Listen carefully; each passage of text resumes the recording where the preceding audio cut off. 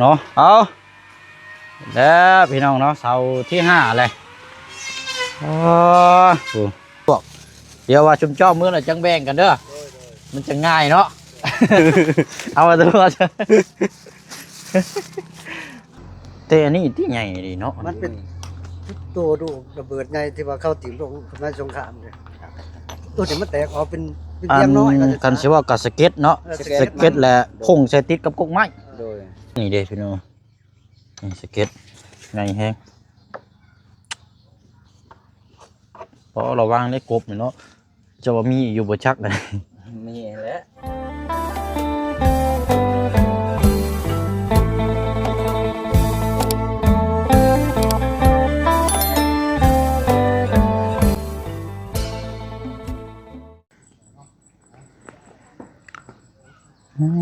ครบเสาแล้วบ่นี่อ๋อจวดดีแล้วอันนี้เนาะไวๆพี่น้องเนาะเรียบร้อยเลยเสามันอันนั้นแต่ว่าเสานี่ก็มันบ่ได้คดนักบ่พ่อบ่ได้เบี้ยวบ่เบี้ยวอยู่แต่ว่าเฮ็ดได้พอได้อยู่เนาะเพราะว่าเสามันเสาไม้ดิบนั่นแหละ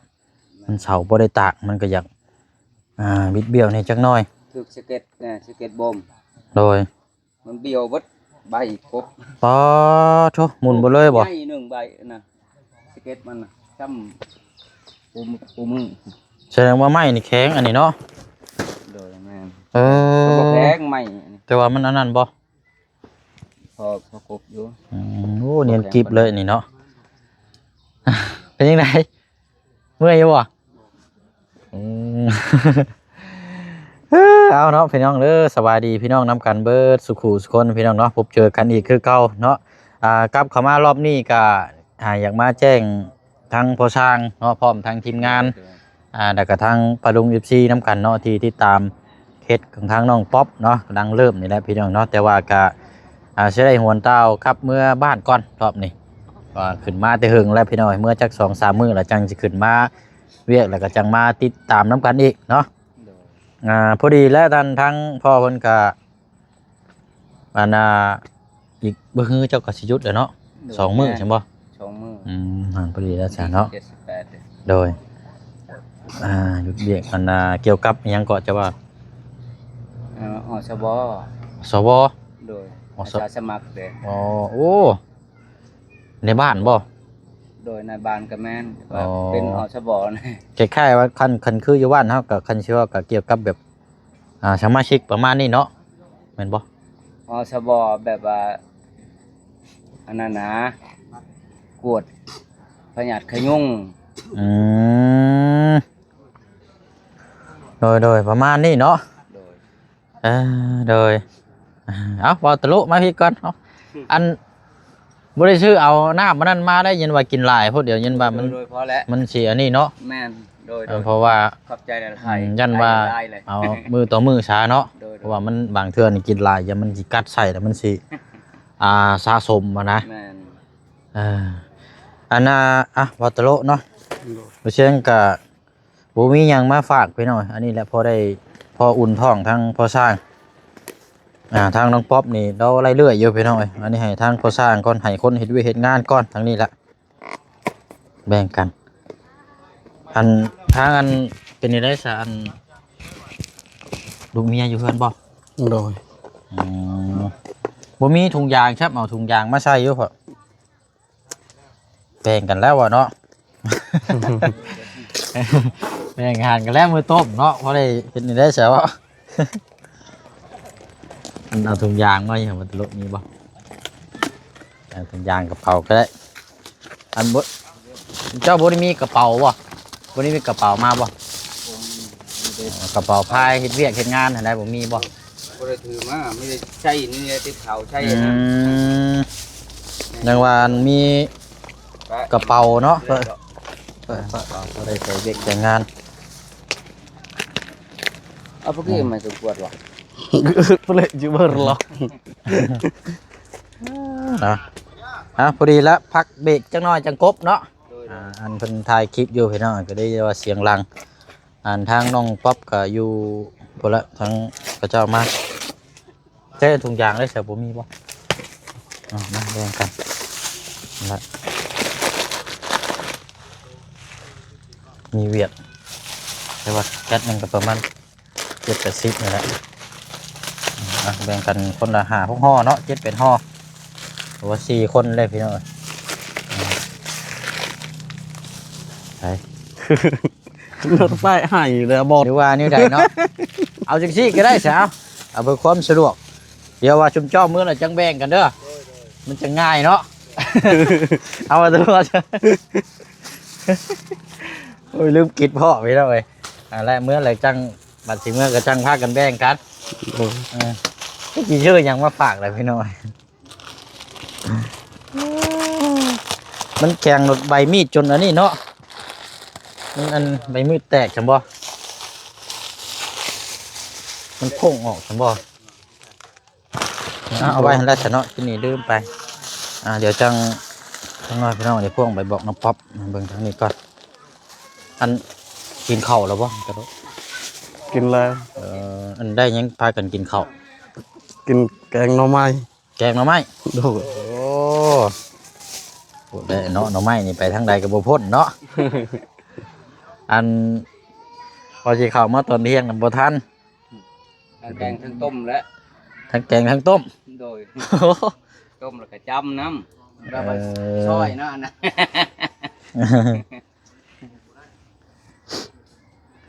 ซอยจุซอยชิ้นใครอยู่ได้เนาะผมมีแห้งเนาะ ซอยน้ำไม้ นี่ซอยต้มหน่อไม้มีแต่กระเพาะแล้วสิถามมา จะหน่อยว่าหายามาให้แน่อยู่ว่าอีกแล้วกินหลายก็บ่ได้แล้วนี่พี่น้องหาก็เริ่มเอามา2 เสาเนาะ โดย ได้ซองแล้ว ซองซี่ได้โดยซี่ เอากบไปพุ่นแล้ว โดย โอ้ ครบซองเลย ทั้งเบิดทั้งมวลนี่9 เสาเป็นอะไรพอเกตขึ้นนั่งอยู่ไกลแท้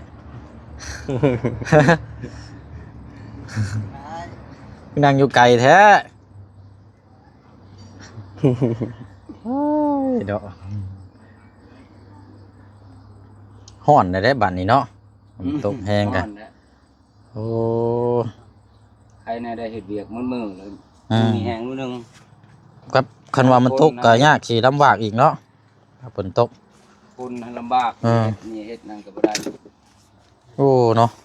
อันนี้เกียร์แบบพวกประเภทมีดนี่ได้บ่พ่อ โดยได้ มันฟังอยู่ในหมาย ใช่นะมาเบิ่งอยู่ค่ะอ๋อโตเดี๋ยวอันนี้บ่อันเจ้าว่าพังกินนี่นะ โดยตัวนี้แหละมันพังอยู่ พี่น้อง อยู่ใหม่เลิกเติบเลยแต่ลูกเจาะออก มันคือหยังอันนี้นะซุม สเก็ตลูกเจาะแล้วนี่ สเก็ตลูกเจาะบ่ แม่ลูกเจาะบวมใหญ่เด้ตัวนี้สเก็ตนั่นแหละ มันถือกกใหม่บักใหญ่หนึ่งเขาเฮ็ดซอย ปอโตพี่น้องมันหยังอันนี้บ่เคยเห็นแน่นี่มันแบบว่ามันคล้ายๆแบบมันเบิ่งก่อนคือมืดแท้นี่เนาะเดี๋ยวพี่น้องบ่เห็นหมุนมาทางนี้ก่อน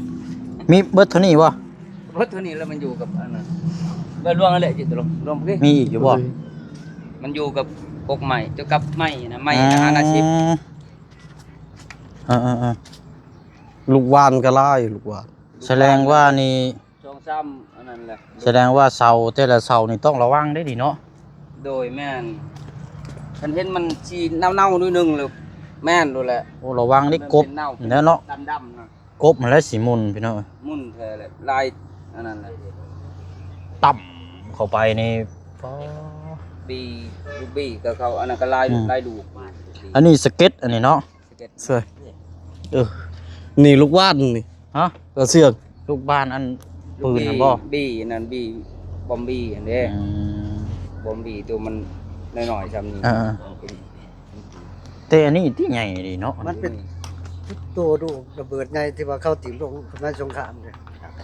ตัวนี้มันแตกออกเป็นเพียงน้อย กันสิว่ากับสเก็ตเนาะสเก็ตแหละพุ่งใส่ติดกับกกไม้ โดย นี่พี่น้องเอ้ยสเก็ตตั้งแต่รุ่นสมัยสงคราม สงคราม โดยแม่น และมันพุ่งใส่กับไม้เนาะพ ปุ๊ใส่กับไม้ ไม้นี่แต่ช่วงค่ำเพิ่นแล้วมันจังทันจังเห็นสเก็ตผม แสดงว่านี่ก็ ไม้ใหญ่แล้ว ไม้ใหญ่อยู่ไม้นี่เนาะ โดยไม้ใหญ่แล้ว ตัวนี้ติดน้ำเสาบ่พอหรือว่าติดน้ำ ติ ไม้ ดน้ ไม่เสร็จ ำไม้นะ5อาชีพนะ หาคน10บ่ แม่น แสดงว่าไม่ใหญ่แล้วเนาะก็จะมาผ่าเนาะ ใหญ่แล้ว ลูกบ้าน โอ้พี่น้องเอ้ยสเก็ตลูกปืนใหญ่ มันเฮ็ดตับ ตับ เดียวกับไปเลยนะ นี่ใส่กบเจ้าได้นี่เนาะ ครบนั่นแหละเฮ็ด จวดนี่มีแห้งจ้อยรถกบเจ้าเนาะ อยู่เลย คุณมีแต่เหล็กหมด อันนี้ลูกปืนอันนี้เนาะลูกปืนลูกบ้านอันเวลาเขาเจ้าไปหายิงเนาะ แม่นยันกระถึกอันนั้นคือกันบ่แม่นดอกเขายิง อืม ยันลูกบีบอมบี้ตะกี้นั่นแหละ ก็ตัวนี้ลูกน้อยๆนี่ให้ย่านลูกบ้านแบบเขาเจ้าไปหาอยู่หากินได้ยิงใส่กกไม้ต่ำแล้วมันติดเข้าไปในนี่เด้อ แม่น อันนะ ก็จะแม่นคือกัน ตัวนั้นนะตามที่แต่ตัวนี้นี่จังใดก็สเก็ตระเบิดอยู่แล้วตัวนี้นี่เนาะใหญ่แห้งเลยเป็นบ่ นี่ก็ลูกบอมบี้ระเบิดลูกระเบิดคือกันแหละนะ เขาไปหายิงบ่มีดอกลูกเหล็ก อืม นี่แต่คือกลัวเขาใช้หลาย ไม่ใช่คิดกลัวเนาะ เบิ่งนี่มันหลาย เอาไปเบิ่งตัวนั้นก่อน ตัวมันเน่าๆนี่แม่นเบิดแล้ว แช่นะ ตัวเน่านี่เด้อเน่าเบิดนี่ เน่าๆข้างๆริมๆมันบ่ นี่ค่อยเชาะออกเบิดเลย อืม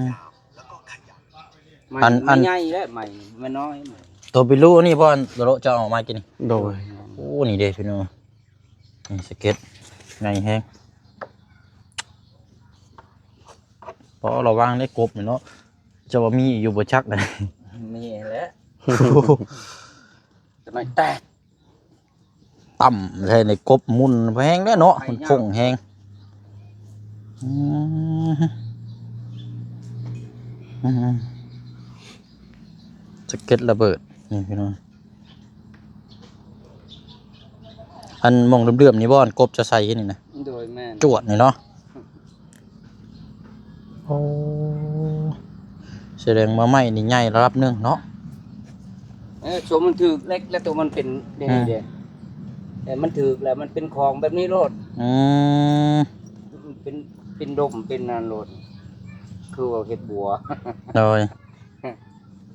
เป็นโลดประกบขาว พี่น้องพี่น้องเอ้ย 2-3ถือเอาพ่นคนจังเบิด อืมเพราะว่าไม้นี่เอามาที่ภูเด้จุลายมาที่ลงมาที่ภูแบบมันก็ครั้งแรกเด้นี่ที่เห็นจุลายแต่ละหลังมานี่บ่ได้เห็น บ่เห็นเนาะ บ่แต่ละหลังไล่มาตั้งแต่ชุมเฮาซอยแต่ละหลังนี่บ่เคยเจอจักเทื่อ เป็นหลังแรกเด้นี่ที่พบเจอนี่จะว่ายังมี ปลาปานใด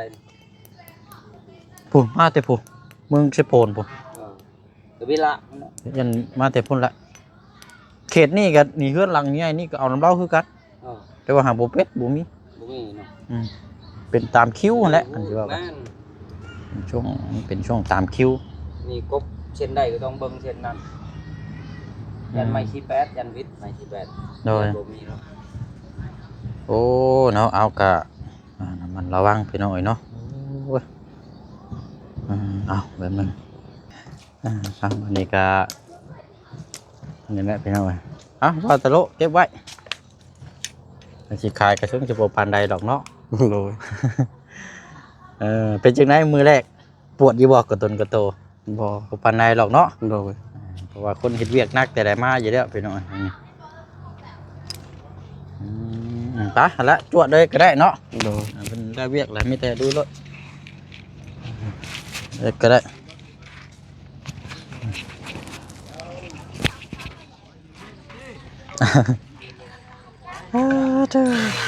อ่ะ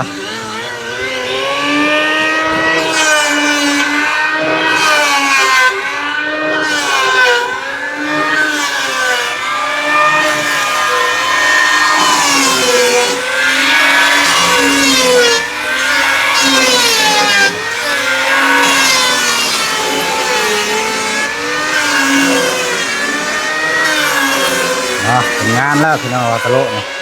ได้ละ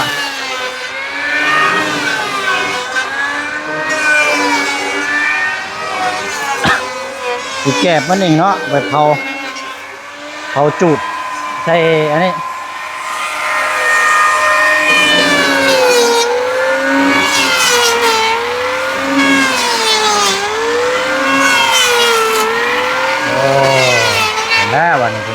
อยแล้ว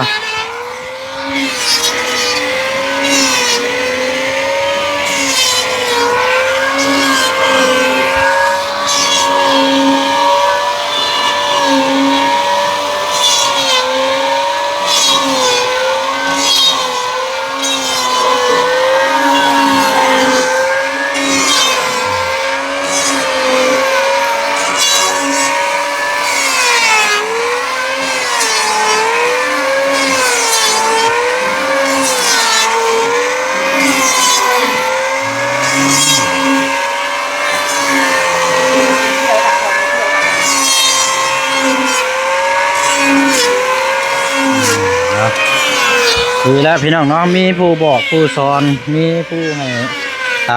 คำแนะนำเราก็เป็นพี่น้องเนาะแต่ว่ามีผู้เป็นเราบอกให้มีคำแนะนำก็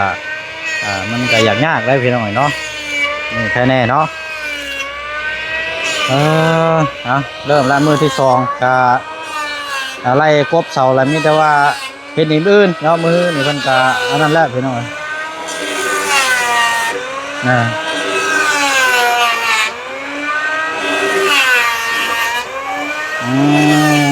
มาเลยทางน้องป๊อปโอ้ผู้ได้มาเยี่ยมนะฮะโดยเอาสบายดีพี่น้องเลยหมู่เป็นปีแล้วหมู่รุ่นน้องนึกว่าหมู่รุ่นเดียวกันนะแยกไว้เนาะอันคือแยกชิ้นส่วนไว้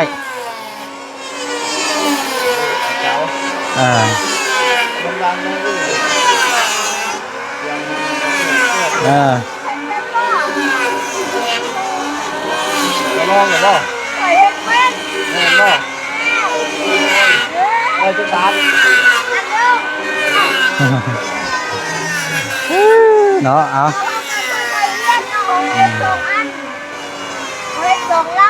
ปาตโร่ก็เราไม่ละวาย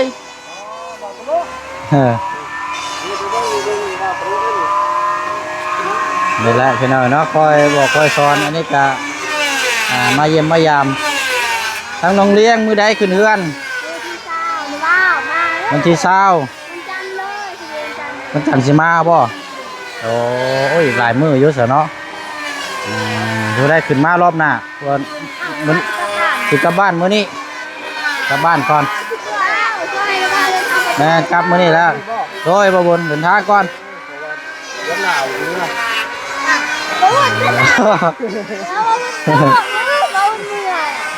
เมื่อไรเมื่อมื้อนี้แล้วเดินหน้าพุ่น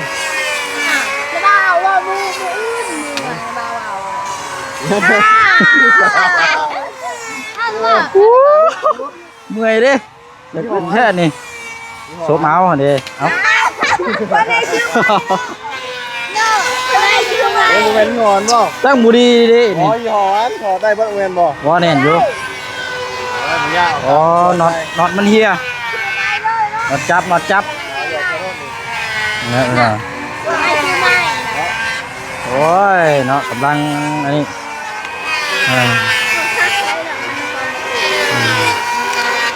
นี่เราอยู่ทางเป็นเราไม่เห็นมันเปียกเนาะฝ้าฝนบ่ตกใครแน่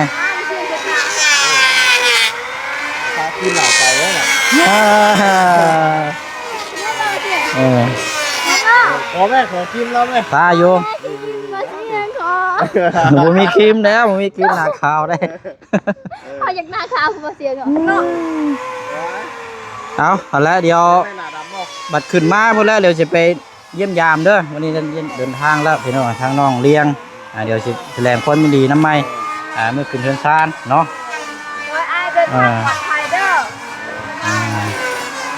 โดยอะไรเนาะทางน้องป๊อปเด้ออีกมื้อสร้างยุด2 มื้อเดินมาอยู่อีก2 มื้อเสาร์อาทิตย์ยุดยังบ่เกี่ยวกับแบบแต่คือว่านี่ใดเกี่ยวกับงานการบ้านครับแบบว่าเพิ่นมากวดตาอย่างเงี้ยเด้อกกชเกี่ยวกับ เป็นแพทย์เป็นหมอละเพิ่นว่า เพิ่นมีบ่เป็นแพทย์เป็นหมอ ก็เอาเราในบ้านเด้ ลองนี่ไหมบ้าง พออยู่ในเด้เราเป็นในบ้านเป็นผู้ดูแลนะมาละตามนั้นละเออ ว่าเราไม่เร็วนะมือ เออจังหวะก็สิแล้วดีบ่ได้นี่อืม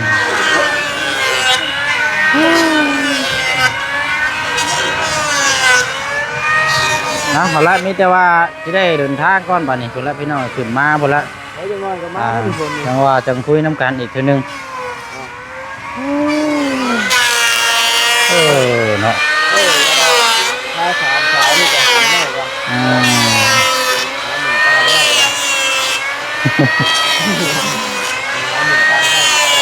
อืมอู้หอนเนาะไปเฉยเด้อเอาลาก่อนเอาโดยอืมไปเนาะทางหัวหน้าหน่วยเด้อยู่หุ่นบ่อยู่เฮือนบ่อืมไปเฉยเนาะเอาละจังว่ากันพี่น้อยอืม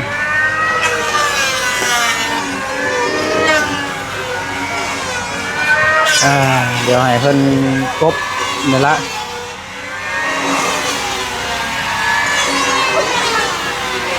โอ้เที่ยว ฮะ ไปชุ่มทำเจ้าแล้ว ชุมก็ชุมหรอก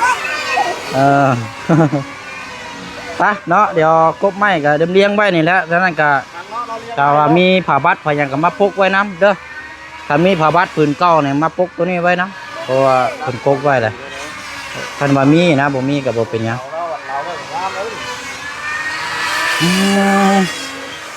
บัดนี้เนาะเดี๋ยวมอบหน้าที่ให้ทั้งช่างเพิ่นดำเนินการต่ออีก 2-3 มื้อจังเจอกันเอาพี่น้องเนาะมาติดตามเบิ่งน้ำกันยาวๆบัดนี้พี่น้องเนาะเอาลาพี่ลาน้องไปก่อนเด้อพี่น้องเด้อเนาะขอบใจขอบคุณทางพอดูซีเฮาน้ำกันเบิดสุขุสุคนนะพี่น้องเนาะนั่นแหละพี่น้องเนาะเดี๋ยวติดตามเบิ่งน้ำกันยาวๆบ๊ายบายเด้อพี่น้องเด้อเนาะสบายดี